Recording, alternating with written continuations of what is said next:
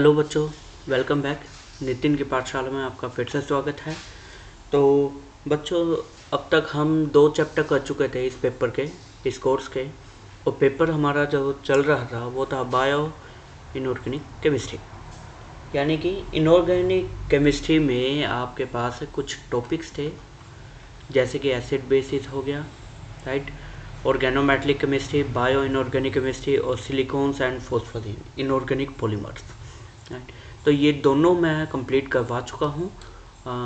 YouTube channel पर playlist में आप जाकर देख सकते हैं। अब जो हमारे पास बचा है सेक्शन बी, जिसमें हम स्टार्ट करने वाले हैं बायो इनऑर्गेनिक केमिस्ट्री।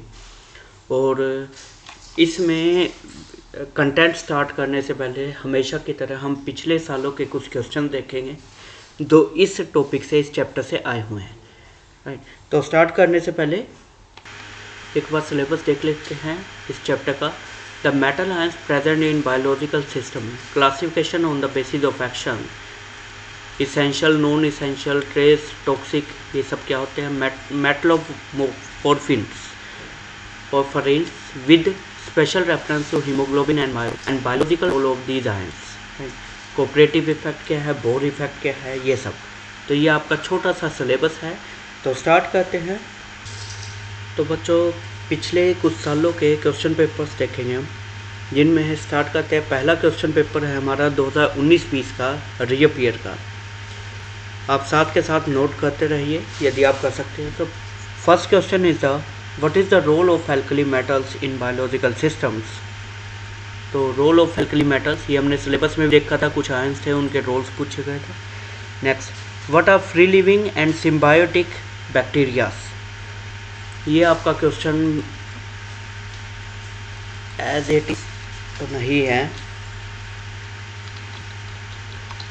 तो इसको हम इंट्रोडक्शन पार्ट में डाल सकते हैं कि आपको पता होना चाहिए।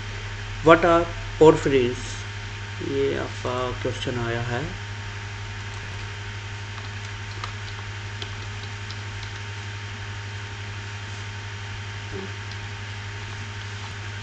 पोरफिरिन्स, metalloporphyrins. Next question, what is the difference between nitrogen fixation and nitrogen assimilation. तो ये क्वेश्चन आपका आ गया है।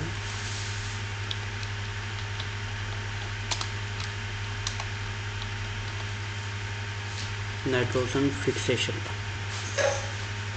राइट।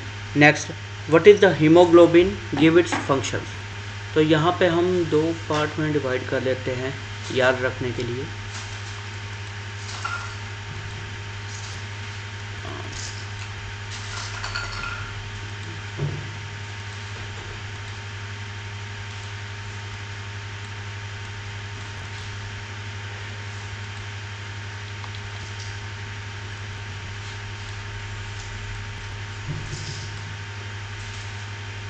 ठीक है,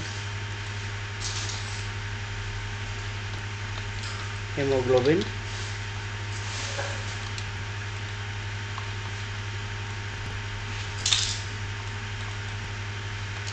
मायोग्लोबिन, ठीक है। तो ये फर्स्ट आपका आ गया है from haemoglobin. Explain the cooperative effect in the haemoglobin. क्योंकि ये बाय नेम था कोऑपरेटिव इफेक्ट, तो अलग से लिख लेते हैं। सो कोऑपरेटिव इफेक्ट ऑफ हीमोग्लोबिन। तो ये आपका एक पेपर था 19-20 का।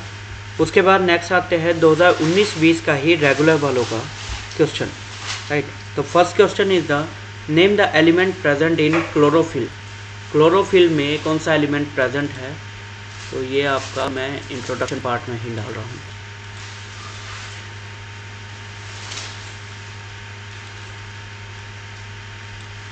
ओके, तो नेक्स्ट देखते हैं, what are essential and non essential elements. तो ये कैटेगराइजेशन किया है, क्लासिफिकेशन।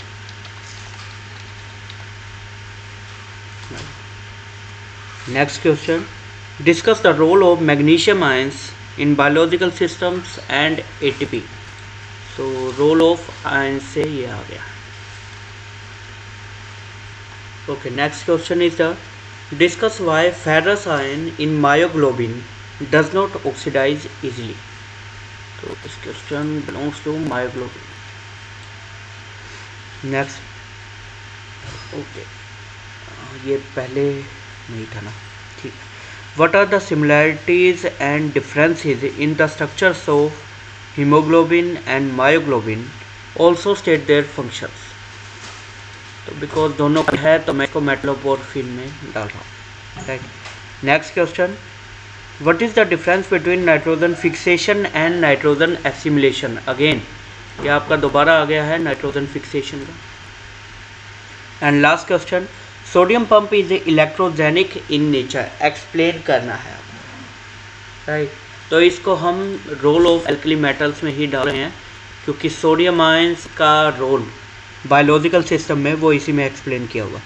तो this was the paper of the session 2019-2020। Next आपके पास आते हैं 2021, which enzyme is used in the conversion of carbon dioxide to the bicarbonate, right.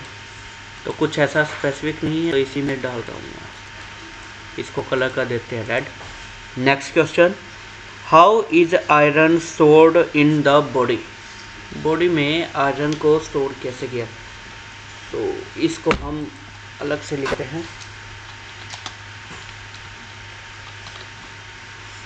ठीक है। तो आयरन स्टोरेज के रिगार्डिंग आपसे ये पूछ लिया गया। Next, what is nitrogen fixation, discuss the biological and abiological nitrogen fixation. तो again from the same. Next, explain why ferrous ions salts undergo hydrolysis in the presence of air, but not in myoglobin and hemoglobin. Right. तो ये question आपका मेटलोपोरफिन में डाल देते हैं। Next, name the two oxygen carriers and state their importance. तो again this is also from the मेटलोपोरफिन। Next, What is the biological role of magnesium ions? Magnesium ions का biological role क्या है? Define the Bohr effect. This is the first time. Okay. So Bohr effect. Next, draw the cyclic process showing role of hemoglobin and myoglobin as oxygen and carbon dioxide transporter. तो इसको मैं फिर से इसी में डाल देता हूँ क्योंकि दोनों का ही इंक्लूड कर गया है, right. So this was the paper from the 2020-21, right. Next session है आपका 21-22। First, what is the shape of oxygen binding curve of haemoglobin. Haemoglobin में बाइंडिंग कर्व कैसा है उसके बारे में बताना है, तो इसको ब्लू कर देते हैं, let's suppose. Next, name two free living bacterias. ये आपका पहले 19-20 में आया था, ये फिर से आया है, तो इसको हम इंट्रोडक्शन पार्ट में ही रखेंगे। Name any two essential trace elements. Trace elements के 2 एग्जाम्पल बताने हैं आपने। Which disease is caused by excess of copper. Again this is from the introduction part. Next, what is porphyrin? Draw the structure of heme group. porphyrins का पूछ लिया गया है तो इसको मैं यहीं पे रखूँ। Next, discuss the biological roles of sodium and potassium ions. Again role of ions. Next, what is the cooperativity in haemoglobin and how is it conveyed. तो कोऑपरेटिव का कंसेप्ट पूछ लिया गया है, कोऑपरेटिव इफेक्ट का। Next, state the fundamental requirements for biological nitrogen fixation. Fundamental क्या requirement है, तो that's again from the nitrogen fixation. Next, what is the position of zinc ions. हमारी बॉडी में जो जिंक आयंस है तो उनका बायोलॉजिकल फंक्शन क्या है, तो इसको भी हम इसी में डाल देते हैं। Although zinc is not the alkali metal पर still. Discuss the role of myoglobin and hemoglobin in oxygen transport. Oxygen transport में इनका क्या अहम रोल है, तो इसको हम फिर से मेटलोपोरफिन्स डालते हैं। सो ये 2021-22 का सेशन था। Next paper is the 2022-23, name the energy rich molecule in biological systems. Biological systems में एनर्जी रिच मॉलिक्यूल के नाम बताना है और वो एरिया आपका, राइट। तो इसको अलग कलर कर देते हैं like this. Next, name the disease caused by excess of copper. Again copper excess होने पे डिजीज कौन सी होती है उसका पूछ लिया गया दिस।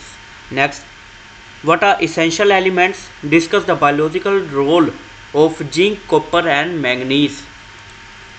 तो इसेंशियल एलिमेंट्स के पूछा गया है क्लासिफिकेशन से। What is sodium potassium pump and explain its working. Sodium potassium pump भी अगेन यहीं पे ही आएगा। What are basic functions of haemoglobin and myoglobin in the body, discuss the structure of haemoglobin. तो 2 पार्ट्स में है, इसको यहाँ पे रख सकते हैं, यहाँ पे भी मैं यहाँ रख रहा हूँ, ठीक है, ये रहा। Next, what is cooperativity in haemoglobin. पिछले साल भी पूछा था, फिर से पूछ लिया गया। सो कोऑपरेटिविटी क्या है and how is it conveyed. उसके बाद 2023-24 का सेशन आता है, व्हाट आर पोरफ्रिन्स। पोरफ्रिन्स के बारे में आपको बेसिक सा बताना है। तो हम यहाँ रखते हैं और इसका कलर लेट सपोज हम कर देते हैं अब इस बार। Next, give one method of preparation of, okay, that's not the right question. Discuss the role of alkaline earth metals in biological processes. Alkaline earth metals का processes में क्या योगदान। तो मैं इसको भी यहाँ ही लिख देते हैं, ठीक है। Next, draw the cyclic process depicting the roles of hemoglobin and myoglobin as a oxygen and carbon dioxide transport. ये पहले भी आया था, ये अब फिर से पूछ लिया गया like this. Iron 2 salts undergo easy oxidation in air, but ferrous iron is not oxidized in hemoglobin and myoglobin. Explain करें what is the reason behind this. So this is again from the metalloporphins. Explain the phenomena of the cooperativity.